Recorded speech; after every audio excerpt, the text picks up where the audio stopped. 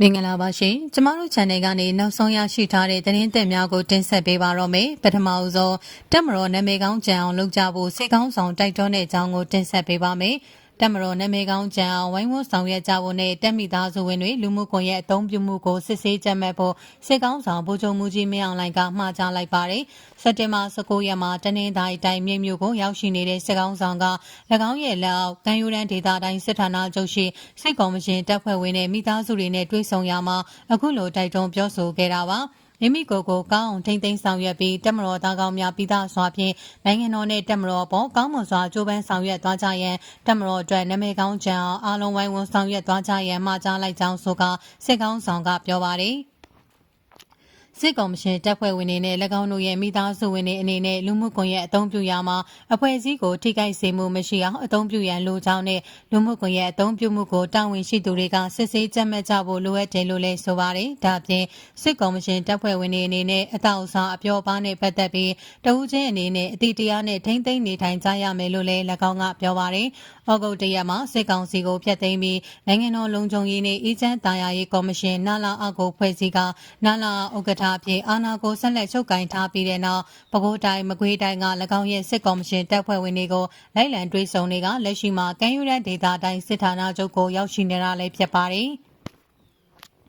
ဆက်လက်တင်ဆက်ပေးမယ့်သတင်းကြောင်းရာကတော့တောင်ငူမှာအမျိုးသား9ဦးပေါ်တာဆွဲခံရတဦးကိုငွေတောင်းပြန်လုပ်ပြီး4ဦးကိုစစ်မှုထမ်းပို့ဆောင်တဲ့အကြောင်းကိုတင်ဆက်ပေးပါမယ်။ပဲခူးတိုင်းတောင်ငူမြို့တဖန်းပင်ကျေးရွာအုပ်စုအလဲကျွန်းကျေးရွာမှာဒေသခံအမျိုးသား9ဦးပေါ်တာဆွဲဖမ်းဆီးခံရပြီးတဦးကငွေပေးပြန်လွတ်လာက4ဦးကတော့စစ်မှုထမ်းအတွက်ပို့ဆောင်ခံခဲ့ရတယ်လို့ဒေသခံတွေစီကသိရပါဗျ။ဖမ်းဆီးခံခဲ့ရသူတွေဟာအသက်25နှစ်ကနေ35နှစ်ကြားဖြစ်ပြီးစက်တင်ဘာလပထမပတ်အတွင်းညနေဘက်အလုပ်ပြန်လာချိန်တွေမှာအလဲကျွန်းရွာပြူစောတီကိုမျိုးနဲ့စစ်ကော်မရှင်တပ်ကရွာထဲမှာပဲမတင်ကားလို့ဆိုကဖမ်းဆီးသွားခဲ့တာလို့ဆိုပါတယ်။ပြူစောတီကိုမျိုးကလေကျွန်းကျေးရွာပြူစောတီပေါ့နော်သူကရွာတွေကလူတွေကိုဖမ်းနေချက်ချင်း350နဲ့အကြက်ကင်ပြီးရွေးခိုင်းနေမရွေးနိုင်ရင်တော့တောင်ငူတောင်ပိုင်းတိုင်းစစ်ဌာနချုပ်ကိုပို့လိုက်တယ်ပို့လိုက်ပြီးရင်တော့အဲ့ဒါပြီးရင်စစ်တနန်းကျောင်းတွေရောက်ကုန်ရောလို့ဖြစ်စဉ်ကိုသိရှိတဲ့အမျိုးသားတဦးကပြောပြပါတယ်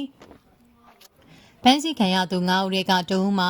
750ပေးပြီးရွေးခဲ့ရတာကြောင့်ဖန်စီခံခဲ့ရတဲ့စက်တင်ဘာ4ရက်မှာပဲညရင်းချင်းပြန်လည်လွတ်မြောက်လာကကြံဒေသခံ4ဦးကတော့လက်လုံလက်စားလူဒန်းစားတွေဖြစ်ပြီးပတ်စံပေးမရွေးနိုင်လို့တောင်ပိုင်းတိုင်းစစ်ဌာနချုပ်ကိုပို့ဆောင်ခံလိုက်ရတယ်လို့ဆိုပါတယ်ဖန်စီယာမှာဥဆောင်ပါဝင်တဲ့ပြူစောတိကိုမျိုးနဲ့ပတ်သက်ပြီးအလေကျွန်းကျေးရွာမှာပြူစောတိအင်အားကအလောက်တော့မရှိဘူးလက်ရှိသူတို့ကပြူစောတိကောင်းဆောင်ပုံစံမျိုးပေါ်အဲ့လိုမြောက်စားထားတာတော့စစ်တပ်ကပေါ်သူကကျေးရွာအုပ်ချုပ်ရေးပိုင်းမှာလည်းမပါဘူးပြောရရင်အနေစားချောင်လို့ပေါ်ပြလူငယ်တွေကိုသူလှုပ်လို့ရတဲ့သူတွေကိုလှုပ်တယ်လို့အထက်ပါမျိုးသားကပြောပြပါတယ်ဒါအပြင်အလေကျွန်းကျေးရွာအုပ်ချုပ်ရေးမှူးစန်းဦးဦးဆောင်ကစေရင်မှုယာယမှုတွေကစစ်မှုတန်းကျေးဦးဆိုကလစဉ်2000ကျပ်ကောက်ခံနေတာရှိပြီးအခုလိုပေါ်တာဆွဲဖမ်းဆီးခံရချိန်မှာတော့ဘာမှလုံးမပေးဘူးလို့သူကဆက်ပြောပါတယ်အလေကျွန်းကျေးရွာဟာအင်ဂျီ300ခန်းနဲ့လူဦးရေ800ခန်းရှိပြီးအများစုမှာအခြေခံအလုပ်သမားတွေလယ်သမားတွေနဲ့လက်သမားတွေနဲ့တောင်ငူမြို့ပေါ်တက်ကအလုံးလုံးနေကြရသူတွေဖြစ်ပြီးအမျိုးသမီးတချို့ကတော့စိမ့်လိမ့်လိမ့်တဲ့အလုံးလုံးကြသူတွေလို့ဆိုပါတယ်။လက်ရှိမှာတော့စစ်မှုထမ်းအတွက်ဖမ်းဆီးနေကြတာကြောင့်ဒေသခံတွေအနေနဲ့ညဘက်တွေမှာအပြင်းမထွက်ရဲကြတော့ဘူးလို့သိရှိရပါတယ်။